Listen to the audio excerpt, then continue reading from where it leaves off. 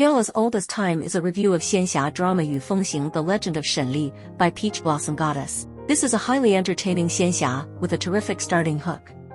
Injured while fleeing an unwanted marriage, Shen Li crashes into the mortal realm in her phoenix form. Mistaken for a chicken, she is rescued and healed by Xing Yun, a sickly and insolent ginseng salesman. Never in my wildest dreams did I think I would be shipping an unseemly attachment between a haughty chicken and a weak, insolent mortal. Their hilarious interactions and witty repartee had me grinning like a fool.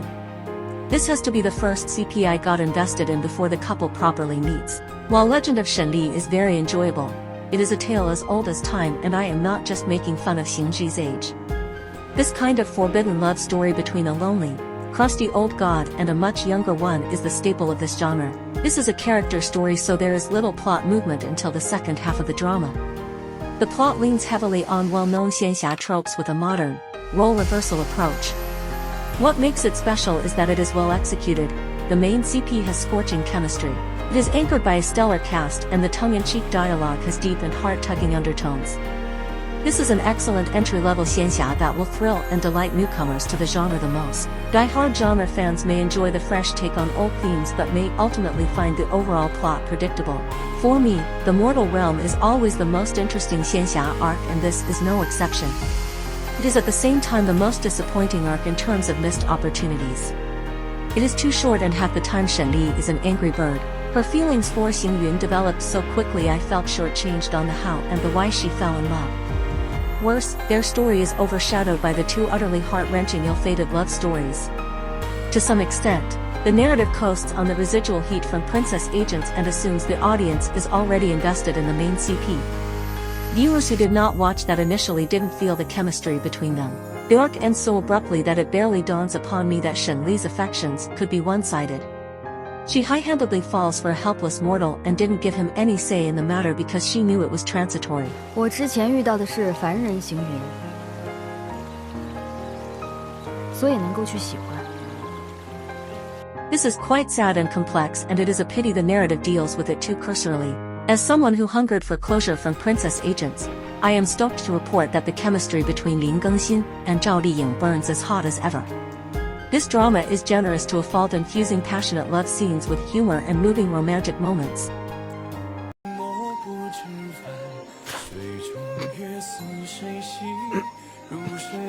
I find myself chuckling at how hot and flustered Shen Li gets by Xingji's shameless flirting until the veiled pathos behind his careless words hits me and makes me tear up. 我只是觉得今晚的夜色真的很美。 Both characters are designed to recycle the strengths of their previous collaboration without taking much risks. Zhao Liying once again delivers in spades what she does best, from the brilliant, combative glitter in her eyes to her signature awesomely badass fight scenes. However, there is no extra dimension or complexity to the role or portrayal. I would have liked to see more facets behind Bi Cangwang, beyond the fierce warrior with a deadpan expression who was casually cruel to CGI animals. There is more scope for Lin Gengxin to shine, as Xingzhi is a contradiction, the most powerful and yet the most powerless being in the three realms. I was impressed by his heart-wrenching portrayal of this so very alone ancient being who will crack a joke to stop your heart from breaking for him.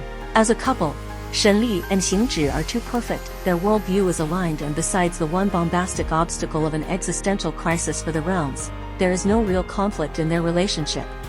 While they experience acute angsty moments, they are all short-lived. Most of the intense and lingering agony in this xianxia actually comes from the three devastating side love stories. Both characters are fully realized beings that don't grow much. That is left to the likes of Fu Rong, who is my favorite character in the first half of the narrative and the character that shows the most growth. His limelight in the second half is stolen by Lady Jin, who is my favorite character and one who saves the draggy second half of the show. The villains are quite boring and archetypal, and those roles are also the least well acted. Even though Shen Li and Xingzhi come together in a moving and masterful ending climax, the finale smacks of something I have seen many times before. I did not enjoy the extended ending fight sequences with heavy-handed CGI. Despite the unoriginal plot, I enjoyed this very much as a character-driven story. I was invested in many characters beyond the leads Fu Rong, Youlan, Lan, Qingye, Feng Lai, Mo Fang, Lady Jin and the indignant Cluck Cluck. The dialogue uses comedy brilliantly as a gateway to the profound and highlighting complex, deep and at times tragic existential themes. I enjoyed the conversation about how if we can work together against evil, we may no longer need gods to be babysitters. I also felt a shiver of fear in this age of AI at the idea that as creators, one day we will become an existential threat to our creation. Overall, a very enjoyable and highly recommended funny and intelligent xianxia that I am happy to rate 8.5.